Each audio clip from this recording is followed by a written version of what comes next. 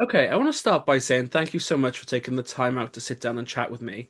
I suppose we should start right at the very beginning. So, how did your love of theatre begin? Yeah, so my dad's used to be a drama professor, so I think it's easy to say like I've always come from very kind of theatrical kind of family. Hmm. So I was always kind of dragged along to the theatre like when I was younger. And I think like the moment when I kind of started really enjoying it was I remember I went to see Twelfth Night at the National. Hmm. Like it must have been like 2009 or something. It was with Rebecca Hall, and I just remember absolutely loving it and just kind of really getting on with like the comedy and stuff like that. I just found it really entertaining. And I remember I went back to school and told everyone about it. And I don't think any of them knew who like Shakespeare was and stuff like that. And I I was think going to like say Shakespeare. That's a yeah, big way in.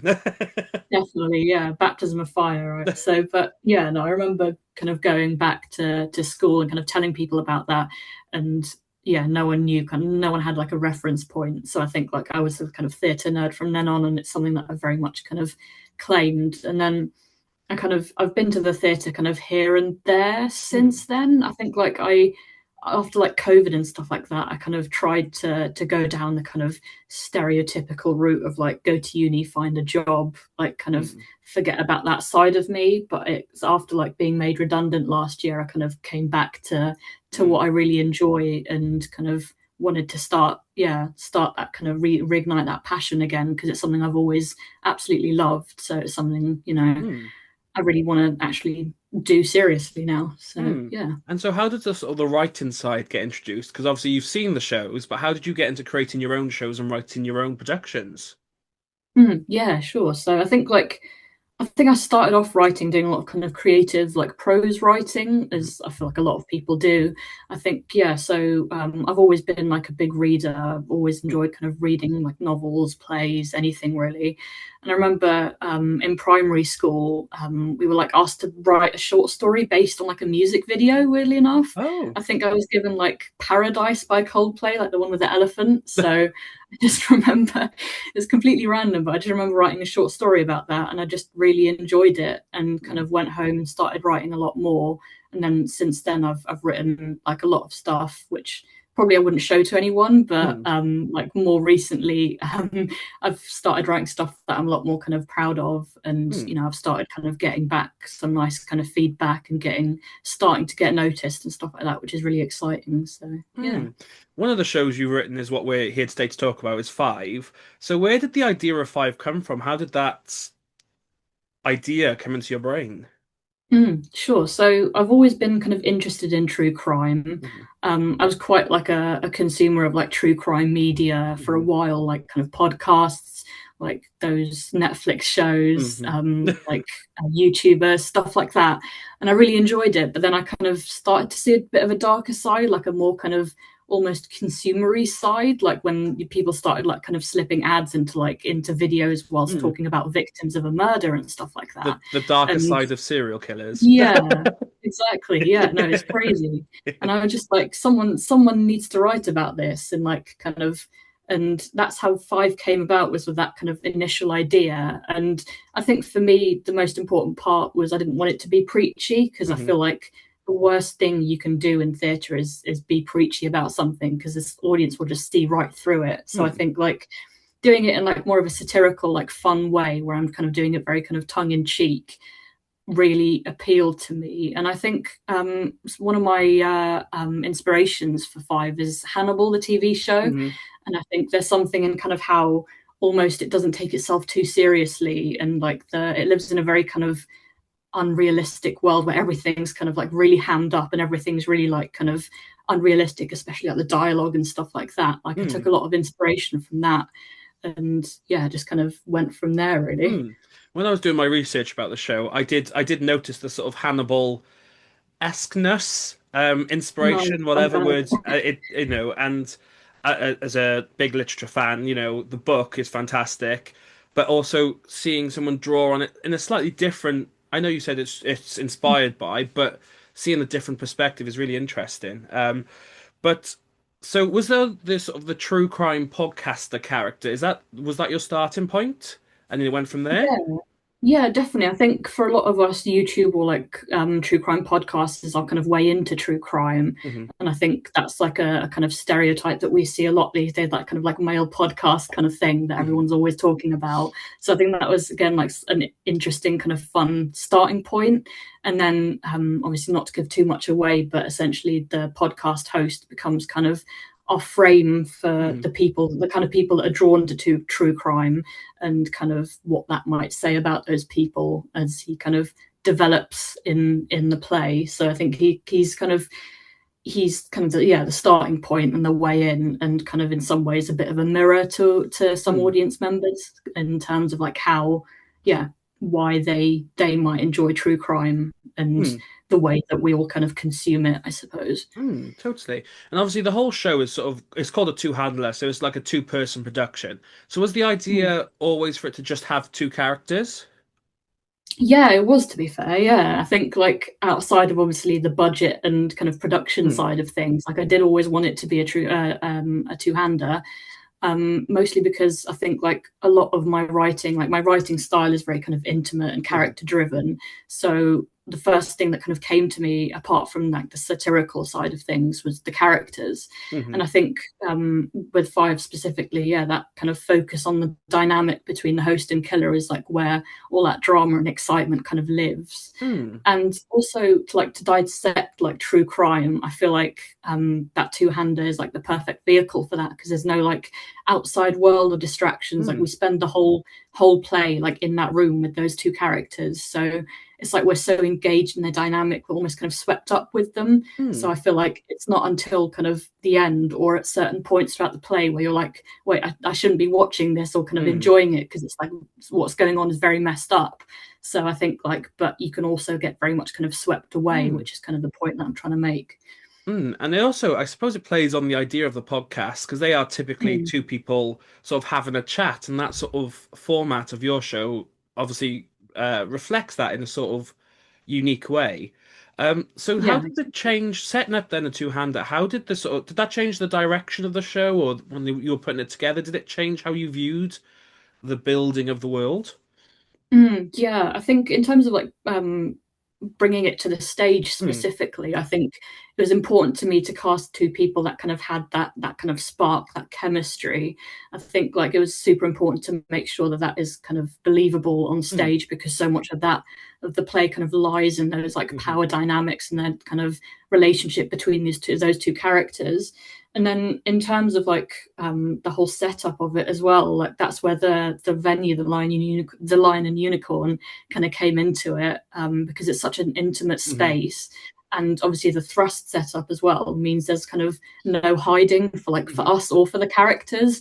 It's like the whole idea that everyone's watching each other, and the characters as well are kind of constantly being watched, which I found kind of really exciting. And I think especially in that kind of two-hander setup, it just kind of Hmm. feels like we're kind of there immersed, kind of Hmm. watching something that we're not supposed to be watching, really. So that really Hmm. helped. So totally, obviously, you said your true crime character is inspired by sort of true crime podcasters. How do you go about writing a serial killer? Because obviously that must be a really weird line to tread because you can't make them so outlandish that nothing they do makes sense, nothing follows logic. But then there is also they are still a serial killer. So how did you come about creating the character?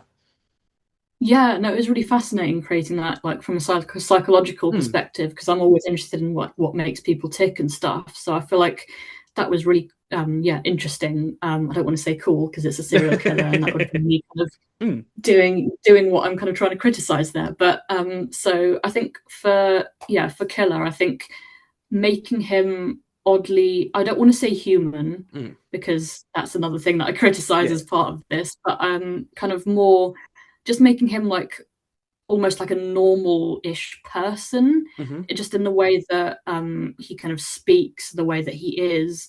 I think it was really interesting playing with that side of things, because a lot of kind of true crime, and a lot of it's kind of very much based in like stereotype, where you kind of expect Hmm. this the killer to be some sort of like really big scary like person. Mm.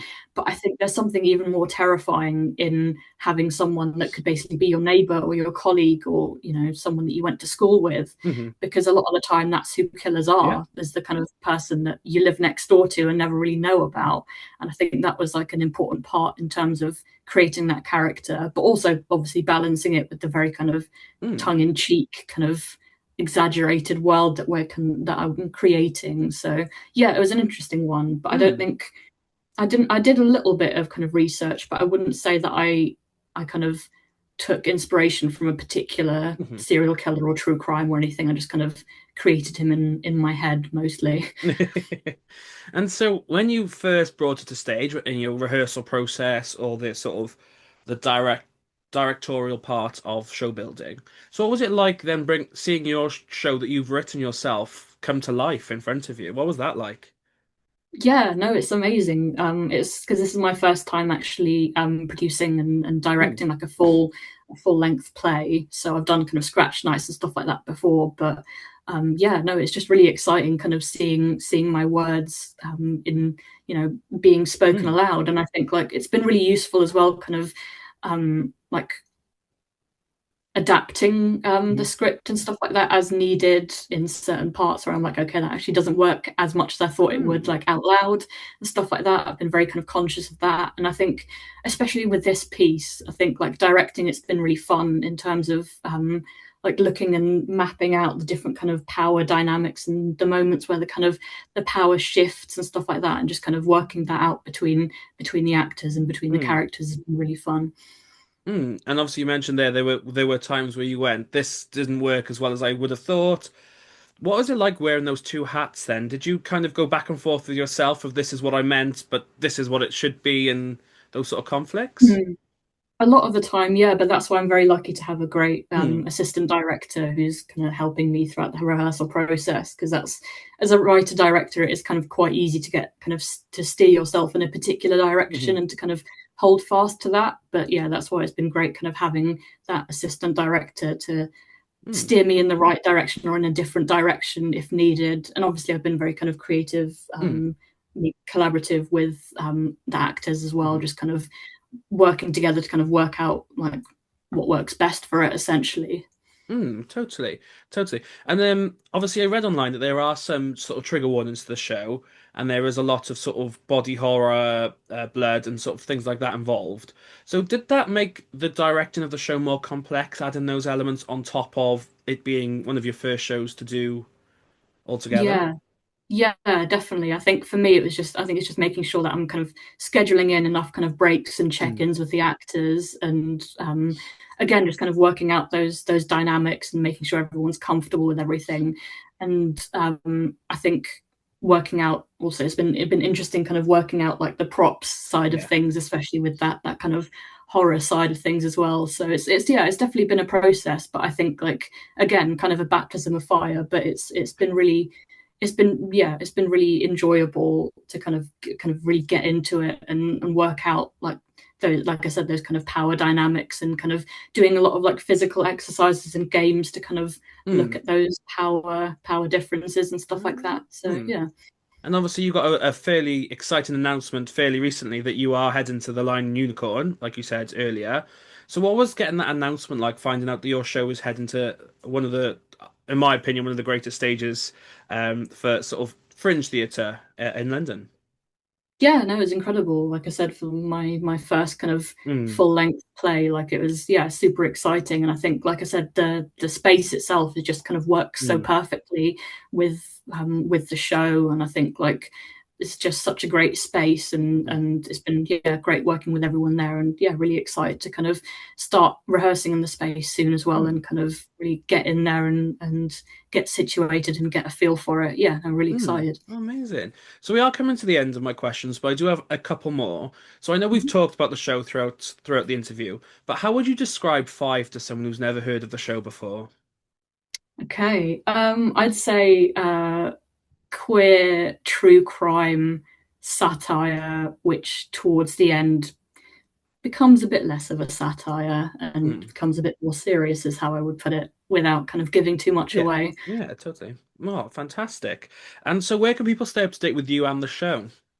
Yeah, sure. So on Instagram, I've got my professional production company Instagram, which is half at half like creative. Hmm. Fabulous. And they can get tickets on the Line and Unicorn website. Yeah, that's right. Fabulous. And on my link in my bio as well. Fantastic. I will put the links in the comments below so people can scroll down and click away. But my final question is, what advice do you have for young creatives looking to do what you do? Yeah, I think it's super important to kind of network and make those kind of creative friends so you can make stuff with them. Hmm. Like, especially because I'm from Norwich, so I don't like Hmm. starting to spend more time in London and kind of create those networks. But I think yeah, just making creative friends is super important because then you don't need to wait for that permission. You don't need to wait for people to say yes to you. You just need to start making things and finding the people that'll make them with you, and then you can start building your kind of portfolio from Mm. there and start getting your work out there. Mm, fantastic. So I said it at the start, but I'll end the same way. Thank you so much for taking the time out to sit down and chat with me. As I said, I'll put all the links in the comments below so people can scroll down and click away. Obviously, I'm very excited to see your show when it does come to the Line in Yukon. So I look forward to that and I hope to bump into you up there. But I wish you the best of luck and I shall speak to you soon. Amazing. Thank you so much.